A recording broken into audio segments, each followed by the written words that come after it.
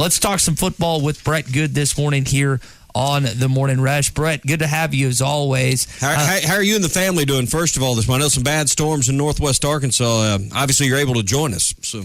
Well, yeah, we're doing good. I got woken up about 4 o'clock from the tornado warning and kind of watched it and saw it hit just south of the 3rd in Springdale. And then looks like Springdale, they canceled school, and there's a lot of people without power down there. So we're luckily it didn't happen later in the day. And right now I haven't heard any injuries or anything like that, so it's good. Yeah, our studio building in Springdale is without power this morning, so we feel part of it here this morning. Hope everyone's safe. As far as we can tell, our place is safe. So glad you and your family are doing okay. It is. It's an early morning when they get to wake the kids up. And you're like, I told my wife, I said, well, I guess I'll go clean up the storm shelter and get all those empty boxes I've been laying in there for storage. So we got it done. We didn't end up going in the storm shelter, so we're good. All right. Well, one thing that happened yesterday was spring practice kind of resumed after the spring break.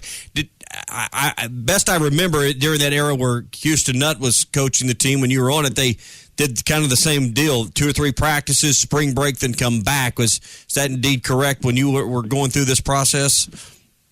I was trying to think about that, and I don't remember it being that way. I felt like we got it all in and done, but, it's been so long, it's hard to remember that, and I don't know if that's just because of age or CTE. We'll find that out later, but, I think it's one of those things where I think it's good the way that they do it, because you don't want to just bang on each other the whole time. You don't have any other competition besides each other, and you want to get better. And the way that they do the practices where you got to have so many without pads, it breaks it up and allows these guys to really get ready and take advantage of those days that they do put the pads on. And from all the reports we've seen, even without the pads, they seem to be running a pretty, competitive camp, spring, and that's what you want to see.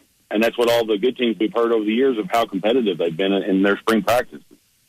Yeah, when you take a look at where they're at offensively, you're settled at quarterback with KJ Jefferson. Is it wide receiver and replacing Traylon Burks? Or is it stability on the offensive line with 4 starters coming back? What questions do you want answered most coming out of spring with this offense? You definitely got to replace Burks. That's going to be up there first and foremost because of the amount of yards and really the ability to take the defenses. They had to game plan against him, and so now. Who's going to be that guy? Are they going to game plan against KJ, or are they, they're going to game plan against a running game, or is it just going to be, we've got multiple people, performing out there, and we can go out there and score kind of at will. We don't know that right now, but I think having the offensive line the way that they are, they can stay healthy and just continue to get better. That's going to be a key component because you've got your quarterback, you've got a running game, you give your quarterback time to do play action, and it sets all that up, and it all starts on the offensive line. Brett, I wonder how much of a luxury it is for Sam Pittman having the quarterback position locked up in the sense that it's not just a guy that's really talented, but it's also a leader of your locker room. Tommy was speaking to you yesterday. You always kind of raise your eyebrows when the quarterback is not one of the captains of your team. KJ seems to have a lot of respect. How much deeper can Sam Pittman sleep at night knowing what he has at the QB position? Well, you're definitely comfortable. I mean, there's talks of, if not this year, maybe next year, maybe in the Heisman hopeful. And those are legitimate talks, I think, just from everybody watching his performance and how much progression he made from, that Missouri game that he played. And everybody's kind of getting excited to what he was able to do on the field last year.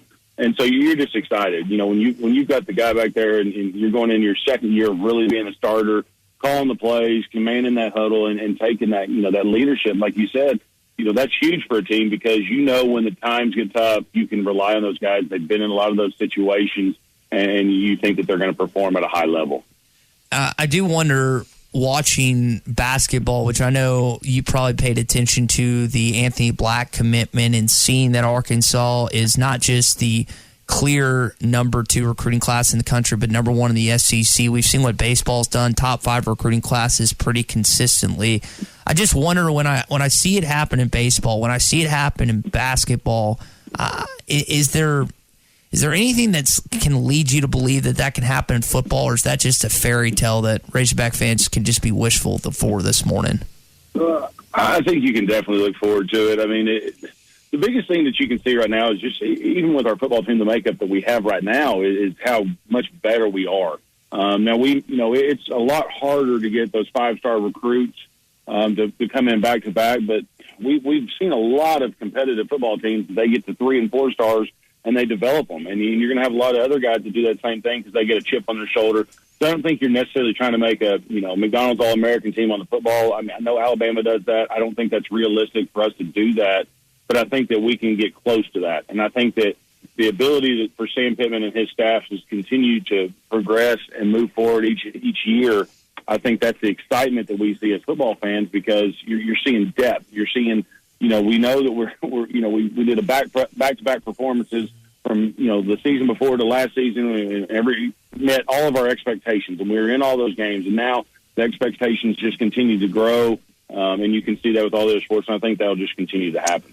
From a player's perspective, is Cincinnati enough of an opponent to open the season to create a sense of urgency, to make those summer workouts maybe a notch or two more intense? Does it get the players' attention a little more, the name Cincinnati and knowing the level they've played at the last couple of seasons?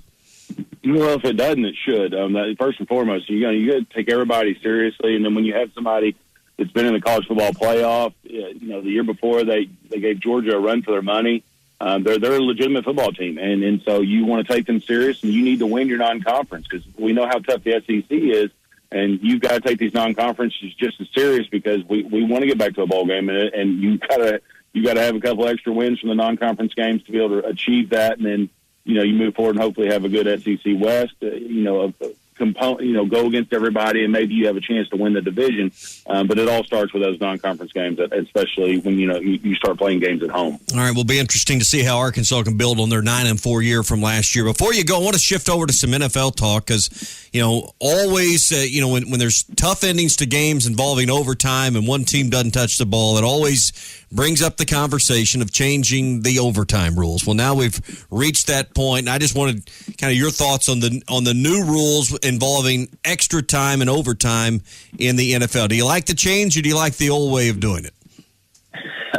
I think I might have got an opportunity to go back to the Super Bowl if we had these rules back whenever I played. I think the change is good. I think that's what everybody wanted. Statistically, if you look at it, I think it was only 13% of the games actually ended in the first possession to score like that with a walk-off.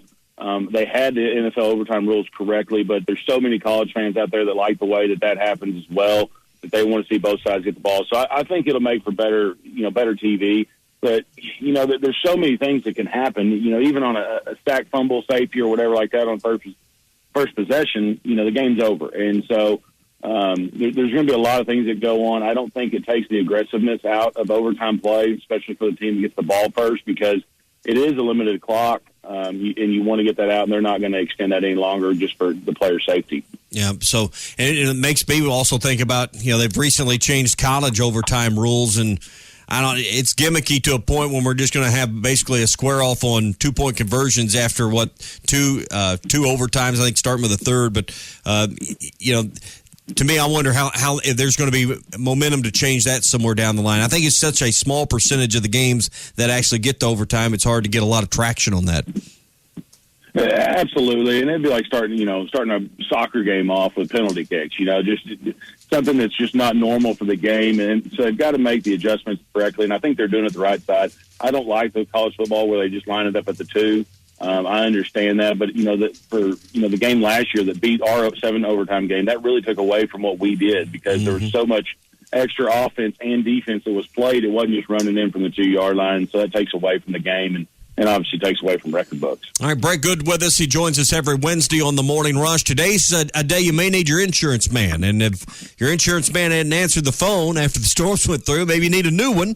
That's our guy, Brett Goode, 651-2292. We often focus a lot, Brett, on the employee benefits, and that's really your specialty. But maybe today we talk a little more about property and casualty insurance because particularly for those in Northwest Arkansas, in Springdale, there's apparently been a tornado come down.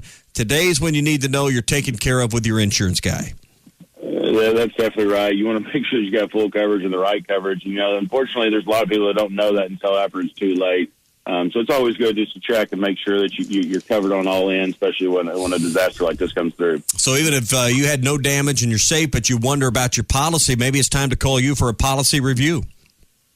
That's right. We can check it out and make sure that you're covered on all ends. I was actually talking to a guy yesterday that he wasn't even protected on tornado damage, and it could have cost his place would have got hit probably upwards of $200,000. So it's a big deal that you want to get coverage on that.